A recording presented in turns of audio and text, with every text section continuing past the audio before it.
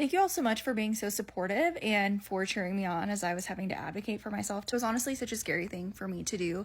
I was really surprised by my neurologist's refusal to order an MRI for me after my ENT said that I should have an MRI as soon as possible for the possible idiopathic intracranial hypertension that my CT sinus scan seemed to be indicating that I had, or at least that the scan had showed up some things that the radiologist said is consistent with patients that have idiopathic intracranial hypertension that they've seen before.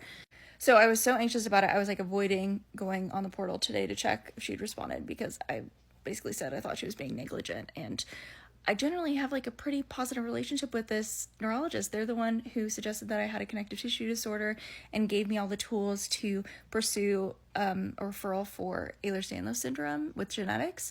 So I was like honestly really surprised. But I did end up going on and checking, and she did respond to me, and she said, oh, I didn't realize that you were having these additional symptoms. I thought that from like your previous message, it just sounded like the ENTs found this and that you thought you might need this.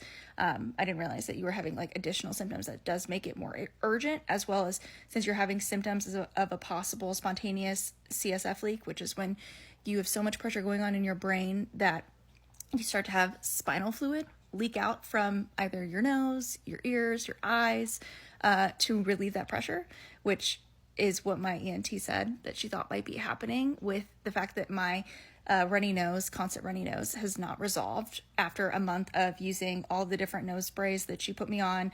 And we really thought it was just like really bad allergies, but now we're thinking it's potentially both.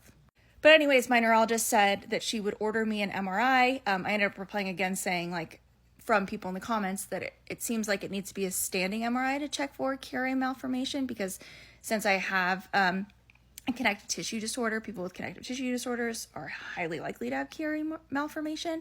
And when you have that, the symptoms end up being an increase in cranial pressure, which is what I'm having.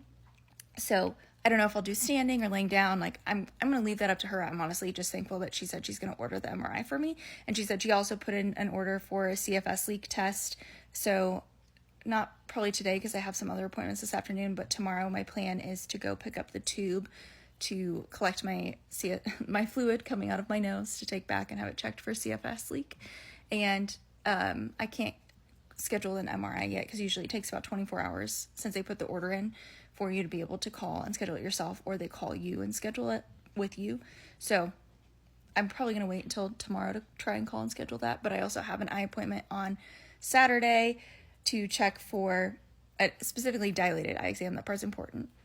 To check behind my eyes, my optic nerve, to see if I have papilledema, which is another sign of idiopathic intracranial hypertension. So things are happening. She said if it comes back, like if I go to the eye doctor and they are seeing swelling, to let her know, and she would get me scheduled for an LP immediately, because obviously if there's swelling that they're visibly seeing back there, like then we're on the road to potential blindness or my vision being affected, even though I already feel like my vision is being affected now that I'm aware of it.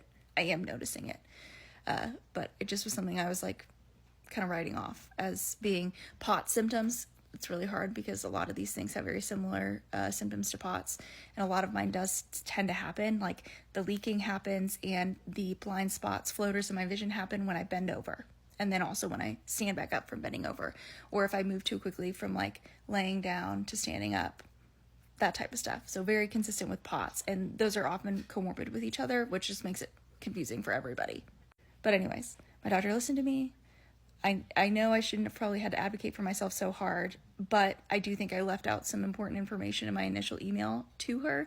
I thought that it would be enough that another doctor was saying, hey, you need to have this MRI, and your neurologist is the only one that can order it. I can't order it because I'm an ENT, but it wasn't. I needed to disclose more information about the symptoms I was having, and once I did, she did order it for me to make me also feel more comfortable. So there's that. At least I can celebrate that.